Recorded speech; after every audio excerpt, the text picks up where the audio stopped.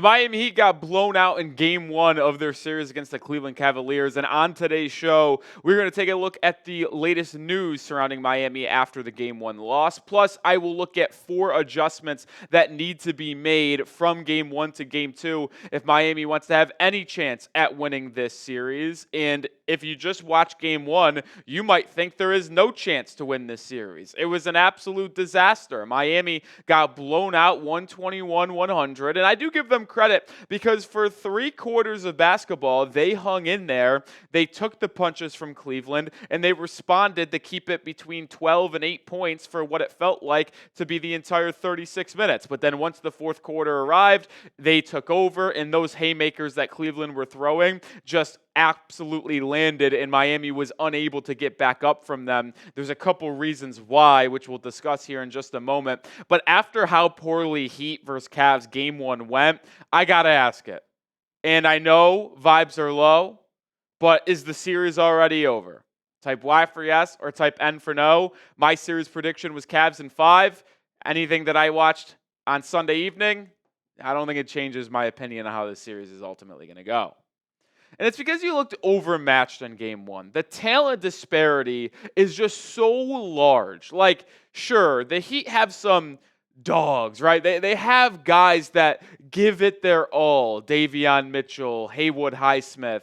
But the phrase hard work beats talent when talent doesn't work hard is nice and fun to say until you just meet a team that is just way more overly talented than you, right? Like Donovan Mitchell, Darius Garland, Evan Mobley, Jared Allen, Ty Jerome coming off the bench, Max Strus. Like these guys are just so much better than what you have.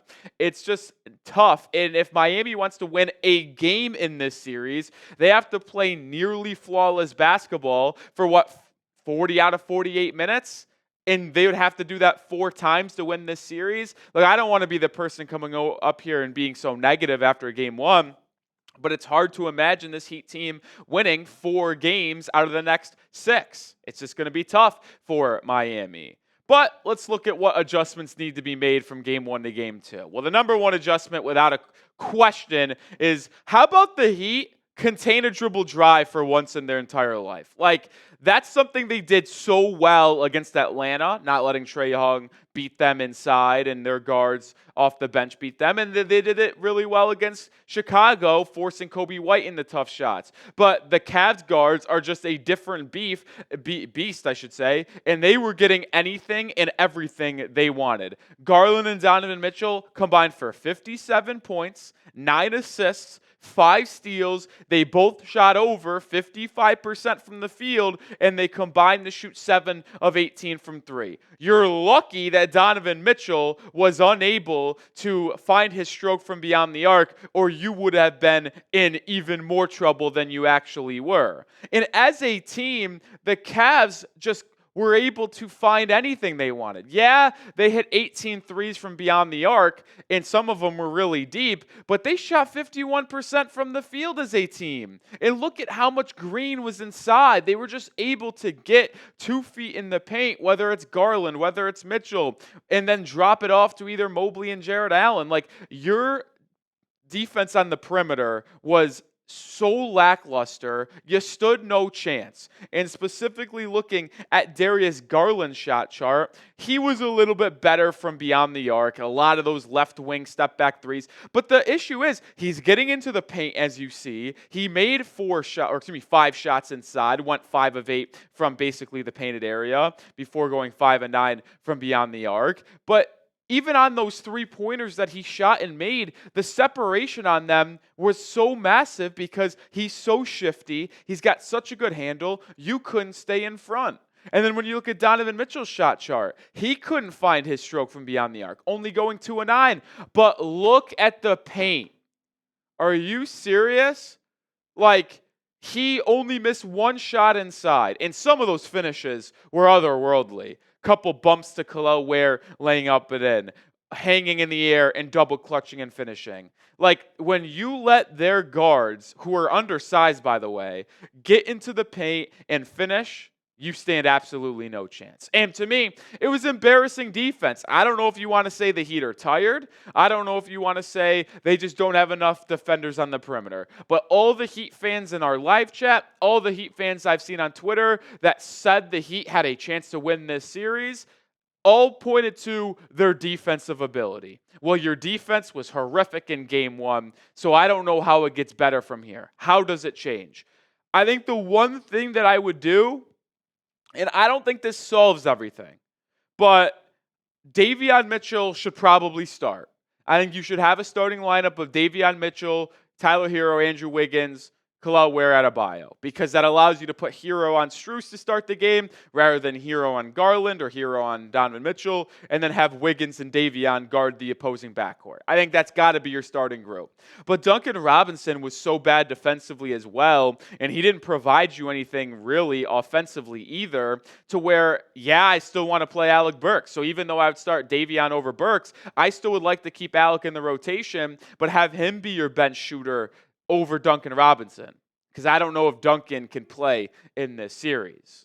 Number 2 adjustment needed. It's not an adjustment, but Tyler Herro needs to wake the F up, man.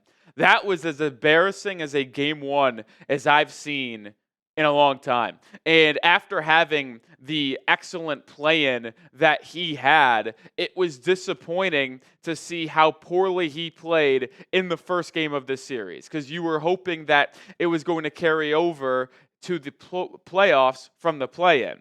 And it just was not adequate enough, man. Only 21 points in 37 minutes. 21 points on 18 shots is not going to cut it in the NBA playoffs. It's not. And you know what else isn't going to cut it? 3 turnovers to 2 assists.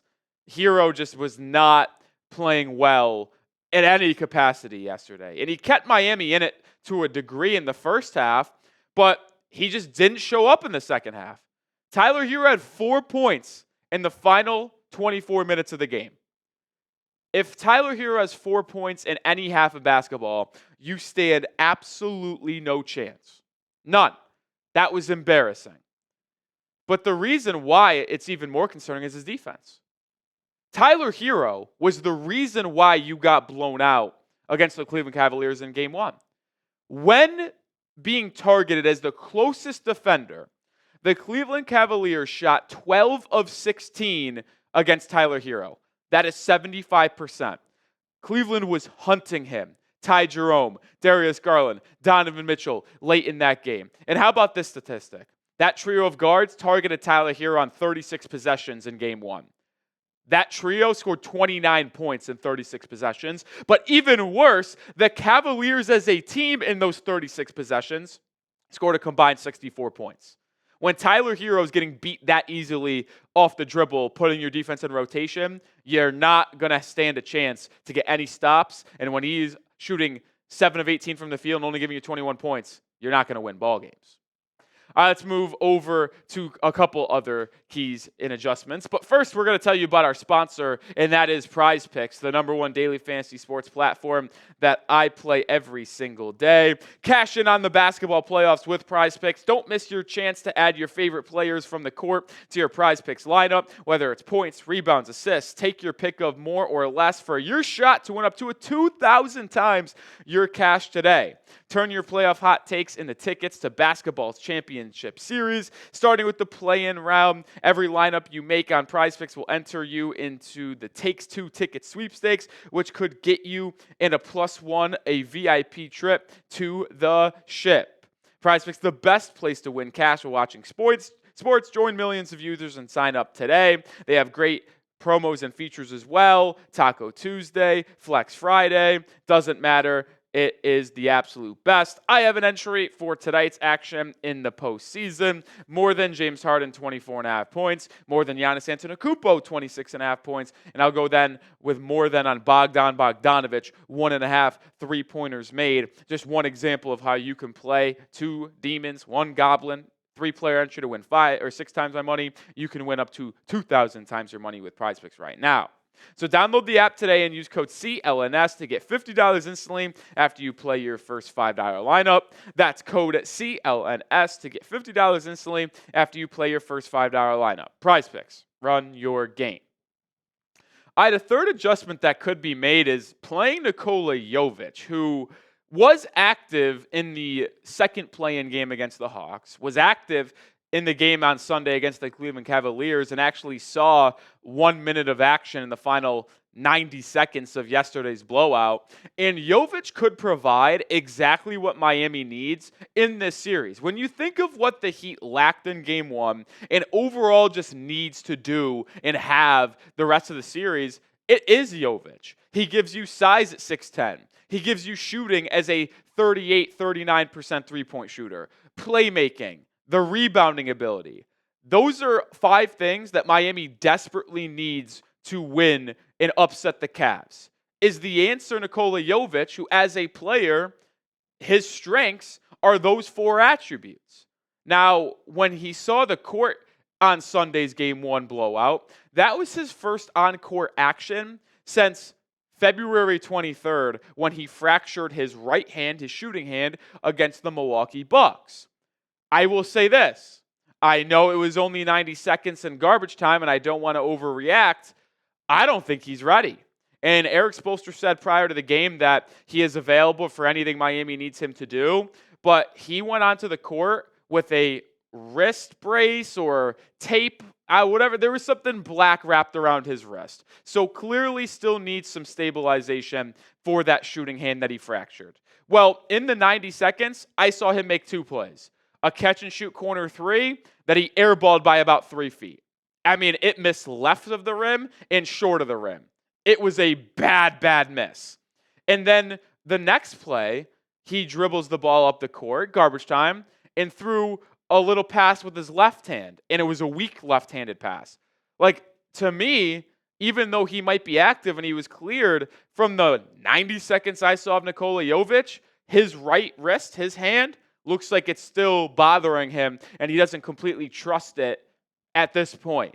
So although he might provide what Miami needs, I am not sure that he is ready to play meaningful minutes in first, second, third, fourth quarters in this series. A little dicey. But make sure you are subscribed to the channel, because we are going to continue to bring you coverage of the Heat's playoff run, whether it's videos like this in between games, whether it's live shows like we were on Sunday, live on Wednesday for Game 2. Hit that sub button for daily news, daily rumors around your Miami Heat. All right, number 4, Kel'el Ware. You got to make sure he knows it's the effing playoffs. I mean, Kel'el Ware was a no-show yesterday. And in our live chat, I was letting Ware have it. I was. At halftime, he had 0 fucking rebounds. Sorry for swearing, but he did. It was terrible. It was the most embarrassing thing that I've ever seen from a center. And I do not care that he is a rookie. And the live chat was telling me I can't be so hard on Kel'el Ware. He's a rookie. It's just good that he's developing in the playoffs and getting this valuable experience. It's not when the effort that he put out was that much of a joke.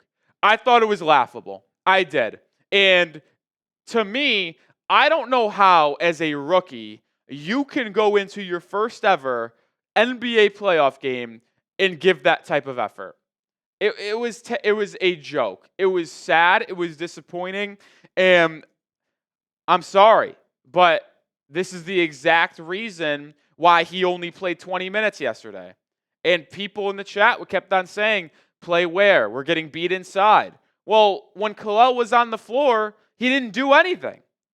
He had a couple nice rejections in the first half, but it's not like he was featured in the offense, which doesn't surprise me one bit. But the effort inside just can't happen. And I just mentioned it a second ago. He played 12 first half minutes. 0 rebounds. Like, you have no chance to win. 0 rebounds in 12 minutes of NBA playoff basketball as a 7-foot center is hard to fathom. And when you look and compare the 2 starting front courts in this first game, you see why Miami lost by 21. Jared Allen and Evan Mobley combined for 18 rebounds. Bam Adebayo and Kel'el Ware combined for 12. So you got out-rebounded starting front court, 18-12. But then you got out-rebound offensively 9-6. It just can't happen. The only chance you have to win this series is to win the rebounding battle, create second chance opportunities for yourself, and go nuclear from beyond the arc probably.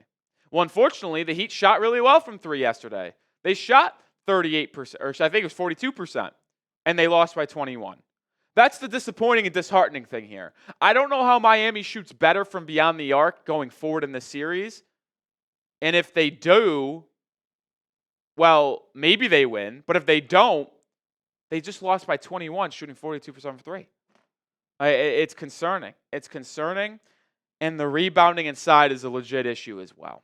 It's tough, man. It's tough.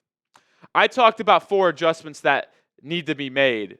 What is your biggest adjustment? Is it one of the 4 things that I mentioned? Is it something else? Get down in the comment section and let me know what Miami needs to do from game 1 to game 2.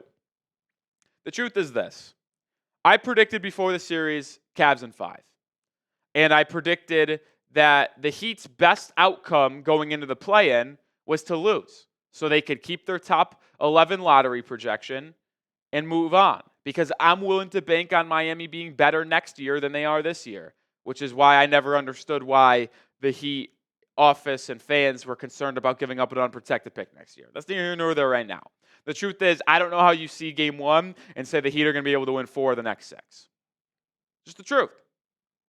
Like, unless a major injury happens to a Cleveland Cavaliers player, which I'm not rooting for, because I would never root for injury, I do not see how the Heat beat this iteration from the Cavs. They are so deep with Hunter coming off the bench, who played bad yesterday. Isaac Okoro off the bench, who was atrocious yesterday. Ty Jerome, Sam Merrill. Like, their bench is just so much better than your bench, and their starting lineup is infinitely better than yours.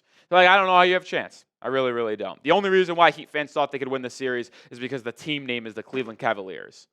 If it said a different team name that was a big market and has had more playoff success in the past with this current statistics, this roster, they would have thought no chance. It just is what it is. Well, we'll have a video out tomorrow because we will be breaking down the Heat's draft pick because the drawing for the 18th, 19th, or 20th pick is happening soon. So we'll have a video out tomorrow about that. We'll be back on Wednesday for the Heat Cavs Game 2 watch party as well. So hit that sub button and join the channel.